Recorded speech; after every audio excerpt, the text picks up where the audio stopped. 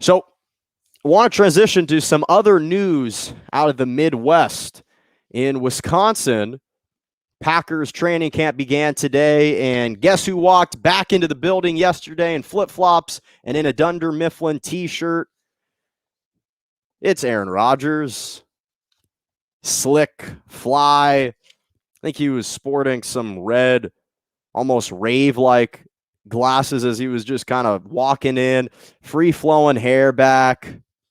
Calm, cool, collected Aaron Rodgers is back in Green Bay for at least 1 year. Apparently, the Packers and his representation have some mutual agreement on essentially a contract that would bring him back for 1 season to legitimately play 1 final year at the very least in Green Bay. And it's interesting because now we're seeing the Packers have made all these concessions to Aaron Rodgers, and I'm going to go through them so you can hear how much they kind of fell on their own sword in this instance.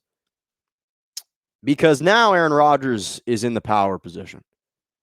Now he's the queen in chess, controlling the board. This is the first time in Aaron Rodgers' career and one of the first times in NFL history. This is unprecedented to have a player of Aaron Rodgers' stature be able to coordinate the course of his career and really control his future to such a degree. Because here are the concessions that the Packers allegedly have made to Aaron Rodgers to try and entice him to remain in Green Bay for at least 1 year. So in the 2023 year in Rodgers' contract, the last one on his current deal would be voided with no tags allowed in the future. The Packers would agree to review Rodgers' situation at the end of this season.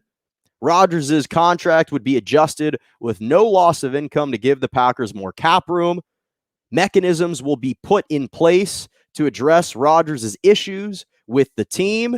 And if the Packers officials sign off on their willingness to trade Rodgers, Rodgers has the freedom and autonomy to decide where he wants to play in 2022.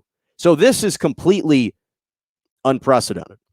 And to be honest, this is what I predicted. I predicted and believed even before the stories of Aaron Rodgers and Davante Adams posting a picture of the last dance. I predicted that this would be Aaron Rodgers' last season. I did not think he was going to be leaving the Packers this year. I thought he'd remain with Green Bay for at least 1 more season and then would likely want out. So here are my 2 big takeaways from this.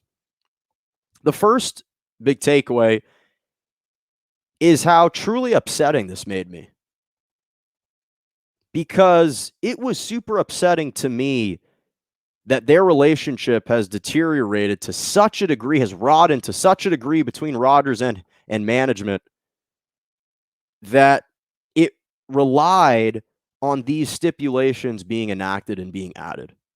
The fact that you've got a guy in his 17th season in the NFL, he played 16 years with the same franchise, a Super Bowl MVP, 3-time regular season MVP. The fact that this guy isn't idolized and revered and respected to the degree that he would like is truly disheartening. And it's really a shame. It's a true shame because I understand the fans having a vested interest in the Packers organization and they want what's best for their team. But I would much rather see them, at least to some degree, support Aaron Rodgers in some way, in some capacity. That's number one. Number two is I actually think that for the Packers, this is actually going to lead to a great season. I think the Packers are going to have a tremendous season this year in the NFL. Now, am I going to definitively say this is going to result in a Super Bowl? No. Can't predict that it's going to lead and result in a Super Bowl.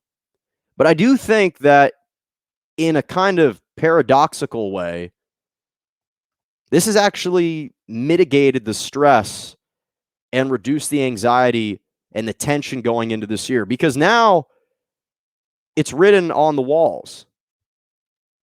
This is Aaron Rodgers' last year in Green Bay. The players know that. He knows that. Management knows that. And I actually think that the players will kind of use that as an opportunity to relieve themselves of a lot of stress and bottled up tension that maybe they would have had, knowing, okay, we're going into this season.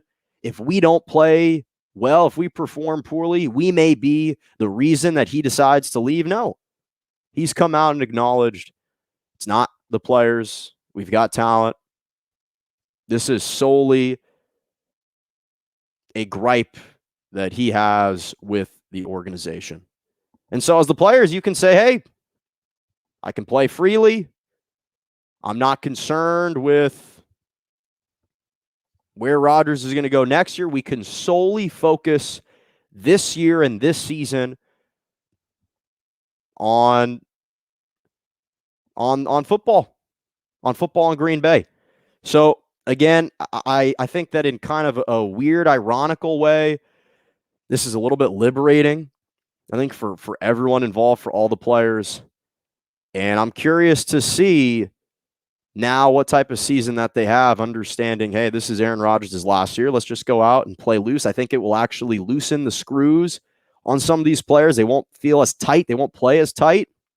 I think they'll be able to be a little bit freer and be a little bit more fun going into this season. So that's what I have to say about that.